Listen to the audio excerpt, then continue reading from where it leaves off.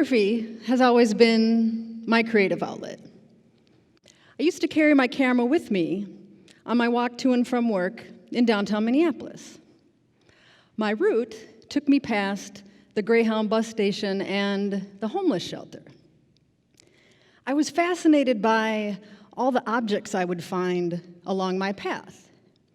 Some were stashed until later, others abandoned. I knew each one had its own story, so I began to document them. And as I was paying attention to the things in my environment, I wasn't paying as much attention to the people. Until I realized I was seeing a lot of the same people every day. But because we were different, we didn't interact. And I didn't like how that felt. I realized that ignoring someone is a choice, and it was one I didn't want to make anymore. So I used my camera as an excuse to engage with them. I started asking people if I could take their photos. At first, I was extremely nervous, but I pushed through my fear because I felt somehow compelled to do it. I would print the photos at home and then carry them with me so that if I saw the person again, I could give them to them. And people liked the photos, so that motivated me to keep doing it, and I got better. Eventually, inspired by Humans of New York, I relaunched the project as Humans of Minneapolis, and I added a short interview with each person. And for me, it's all about connections. Making a connection with somebody, documenting that connection, and then sharing it on social media. There, via the magic of storytelling, my followers also feel a connection to that person, which builds community and encourages empathy. Over time, I've developed a process, which is this. I walk around with my camera and my audio recorder, and I mindfully observe people. The first thing I'm looking for is the photo. So I see a certain person in a certain environment, and I think, oh, I could take a nice portrait of them. Next, I notice their body language, and especially their facial expression. If someone seems agitated or in a hurry, I leave them alone. But if they seem relaxed, I try to get a little bit of eye contact with them in order to gauge their general openness, at least at that particular moment. If they seem willing and able to engage, that's when I'll approach them. I quickly explain what I'm doing and ask them if they'd be interested in participating. They have to be willing, or it doesn't work. I start out with a very broad question, and then I listen for certain threads that pique my curiosity, and I follow those. What I'm interested in are the things that shaped us to become who we are. The most important thing that I do is I actively listen, without judgment. That's how I gain their trust. I make sure they know I'm listening not only with my ears, but with my heart. When the conversation's finished, that's when I'll photograph them. I'll thank them for their time, give them my business card, and go home, transcribe the interview, edit it, and post it. My followers like and share the posts and offer incredible words of encouragement. Ideally, the person will see their post so that they can absorb all that positive energy being sent their way. And as it turns out, that positive energy can make a real difference. Suella shared her story of being two-spirit, which is what some Native Americans call people who embody both male and female genders. She grew up in a small, very religious community in Canada. And since she has left to live in a more tolerant city.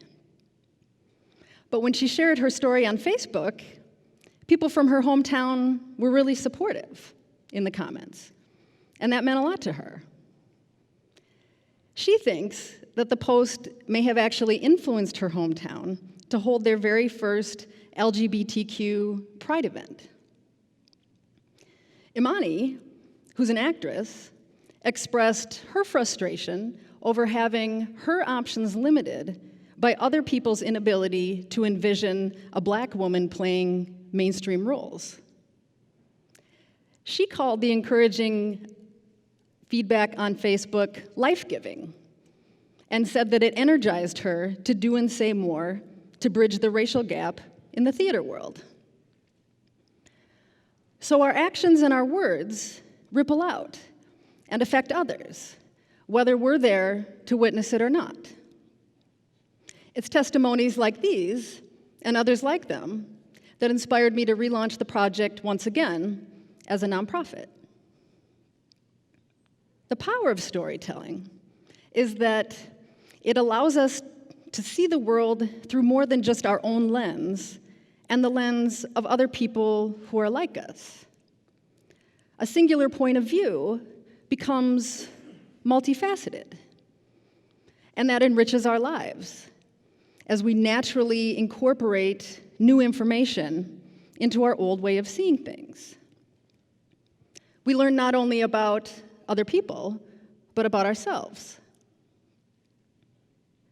The most important thing that I've learned is that we all experience different degrees of hardship, but it doesn't necessarily show on the outside. I'm willing to bet there's many of you in the audience today who are going through something very difficult. Maybe I am. Chama, when I met her, had just recently gotten out of the hospital, where she'd been for over a year away from her kids. Dave told me he was dying of cancer, and he's unfortunately since passed away. So because of them, and so many other people who've just surprised me over the years, now I try to just cut people a little bit more slack, because you never know what someone might be going through. That's empathy. Another thing I've learned is the importance of being seen, heard, and acknowledged. It's a common need that we all share. It lets us know that we belong, that we matter.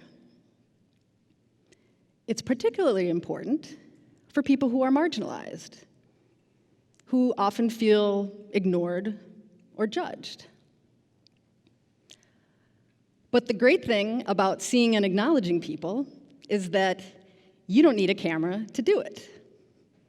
Here's some ways that you can connect with people in your everyday life. Look for commonalities.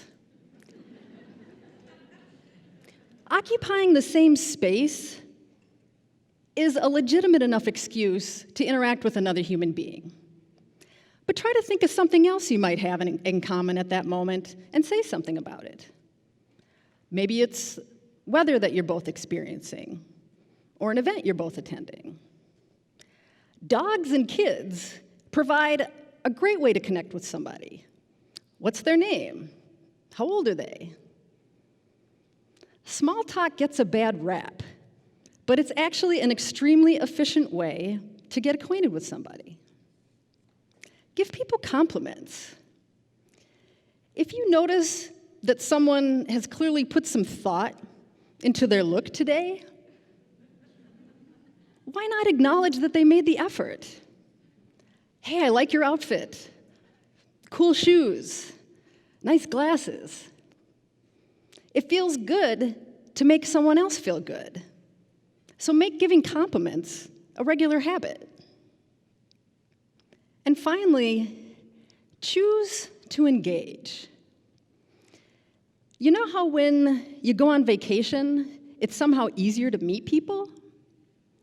Try being that more outgoing version of yourself at home once in a while. Make eye contact. Smile. Say hi. Maybe even, how are you? It'll make us all feel just a little bit more human. These opportunities for connection are all around us. You just need to open your hearts and your minds to see them. Thank you.